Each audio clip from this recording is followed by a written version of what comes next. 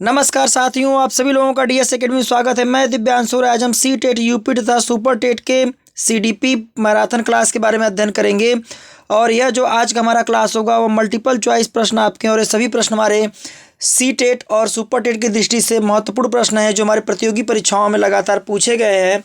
और इस वीडियो से संबंधित यदि आपको पीडीएफ चाहिए तो डीएस एकेडमी कॉन्टैक्ट नंबर 9807823307 पर आप संपर्क कर सकते हैं। उन्हें डीएस एकेडमी के द्वारा पीडीएफ प्रोवाइड की जाएगी। तो चलिए, आज का हमारा जो 5वां मैराथन आपका ले रहे हैं हम लगातार, और ये मैराथन का हमारा पहला प्रश्न आपका दिया गया है कि समावेशी शिक्षा में किस प्रकार के छात्र शामिल होते हैं। ऑप्शन दिया गया है केवल विशिष्ट छात्र, सामान्य और विशिष्ट छात्र, केवल सामान्य छात्र, बहुभाषी, एक प्रतिभाशाली छात्र।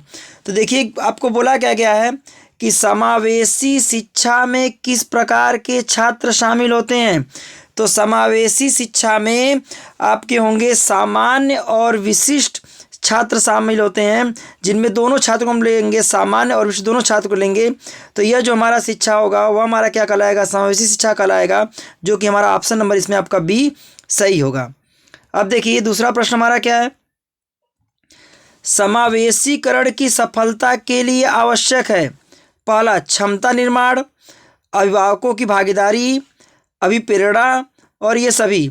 तो आपसे पूछा जा रहा है आपका कि समावेशीकरण की सफलता के लिए आवश्यक है, तो इसमें आपको ऑप्शन दिया है क्षमता निर्माण, अभिभावकों की भागीदारी, अभिप्रेरण और ये सभी। तो इसमें आपका ऑप्शन नंबर डी सही होगा। ये हमारे तीनों आपके सफलता के लिए आपके आवश्यक हैं। अब देखिए, तीसरा प्रश्न हमारा आज का तीसरा प्रश्न दिया गया है सीखने की प्रक्रिया में सक्रिय अनुबंधन का आधार है पुनर्बलन, उद्दीपन, आवश्यकता, इनमें से कोई नहीं। तो देखिए, आपसे प्रश्न तीसरा क्या पूछा जा रहा है कि सीखने की प्रक्रिया में सक्रिय अनुबंधन का आधार है। तो इसमें आपका होगा ऑप्शन नंबर ए सही होगा, पुनर्बलन होगा।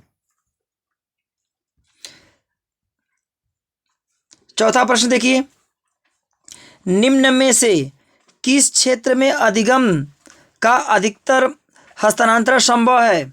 ऑप्शन आपको दिया गया ए स्मरण, बी अवबोधन, तीसरा आपको दिया गया सामान्यीकरण और चौथा दिया गया आदतों का निर्माण करना। तो प्रश्न क्या पूछा जा रहा है, निम्न में से किस क्षेत्र में अधिगम का अधिकतर हस्तांतरण संभव है। तो इसमें आपका होगा ऑप्शन नंबर सी सही होगा, सामान्यीकरण के लिए। अब देखिए,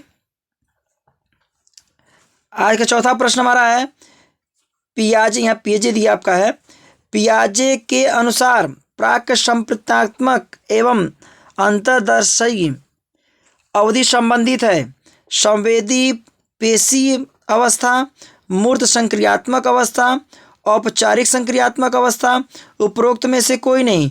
तो क्या बोला गया आपका कि पियाजे के अनुसार आपका जीन पियाजे के अनुसार प्राक संप्रत्यात्मक एवं अंतर्दर्शी अवधि संबंधित है। तो इसमें आपका ऑप्शन होगा जो डी होगा, क्योंकि न तो इसमें संवेदी अवस्था होगा, न तो मूर्त संक्रियात्मक अवस्था होगा, न तो औपचारिक संक्रियात्मक अवस्था होगा। तो इसमें ऑप्शन नंबर आपका डी सही होगा, उपरोक्त में से कोई नहीं।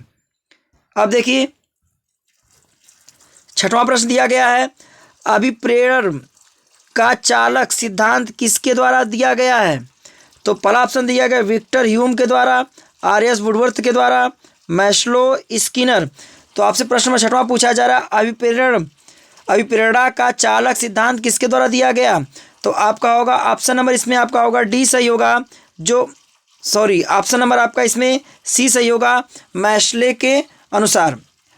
के अनुसार आपका क्या होगा कि अभिप्रेरणा का चालक सिद्धांत इनके द्वारा दिया गया है।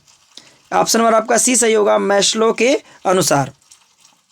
अब देखिए, आपका सातवां प्रश्न दिया गया आपका है टेट हेतु कितने कार्ड होते हैं। देखिए वैसे तो टेट में आपके कार्ड जो होते हैं वह आपके 31 होते हैं, जो व्यक्तित्व के मापन के लिए किया जाता है, लेकिन इस 31 कार्ड में आपके 30 कार्ड आपके अलग होते हैं और एक कार्ड आपका जो होता है वो ब्लैंक होता है, सादा कार्ड रखा जाता है। इसलिए इसमें काउंटिंग कितनी की जाती है, कार्ड की संख्या को 30 ही की जाती है। तो इसमें आपका ऑप्शन और आपका सी सही होगा कि टेट हेतु कितने कार्ड होंगे, तो आपके होंगे 30। यह किस कार्य के लिए आता है, व्यक्तित्व के मापन के लिए किया जाता है।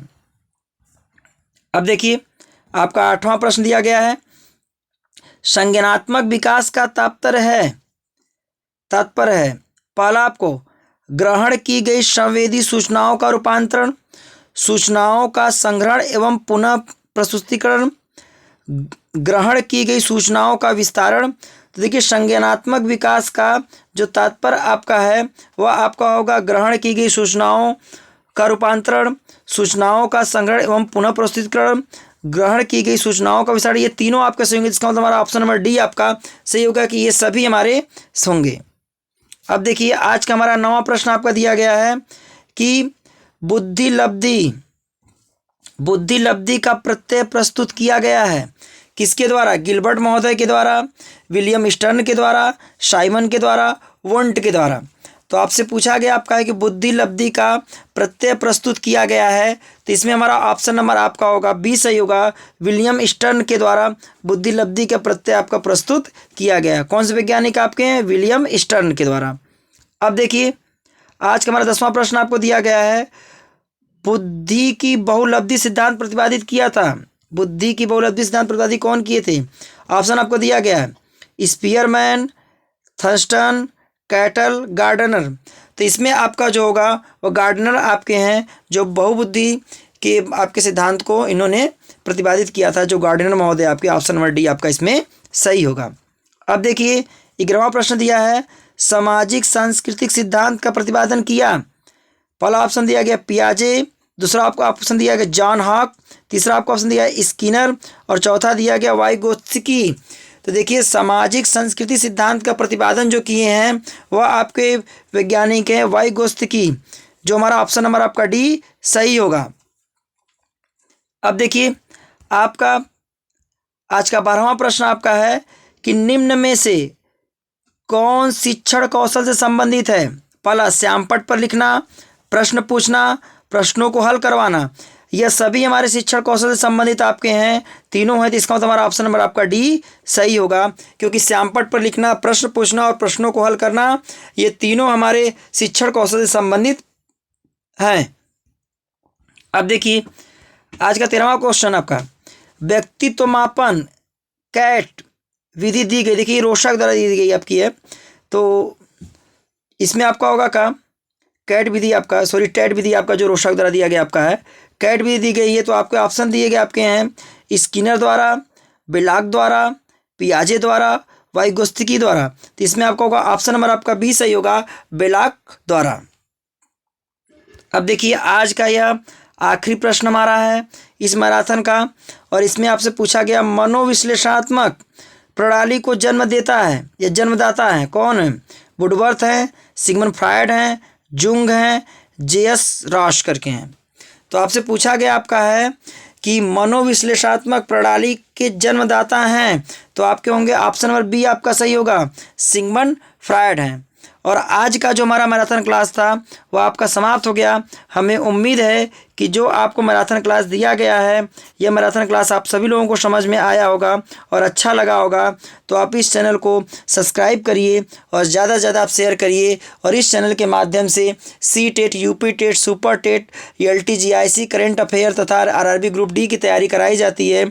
जो करंट अफेयर की इसमें पर डे क्लास आपके लिए जाती है इस चैनल के माध्यम से। और जिन अभ्यर्थियों को इन सभी क्लासों से संबंधित किसी प्रकार की समस्या हो या कोई प्रकार की उन्हें वीडियो चाहिए या किसी सब्जेक्ट से संबंधित उन्हें कोई समस्या, तो ये DS एकेडमी कॉन्टैक्ट नंबर पर संपर्क कर सकते हैं। उनकी प्रॉब्लम को पूर्ण रूप से सॉल्व करने की कोशिश किया जाएगा। और DS एकेडमी की तरफ से आप सभी लोगों को धन्यवाद।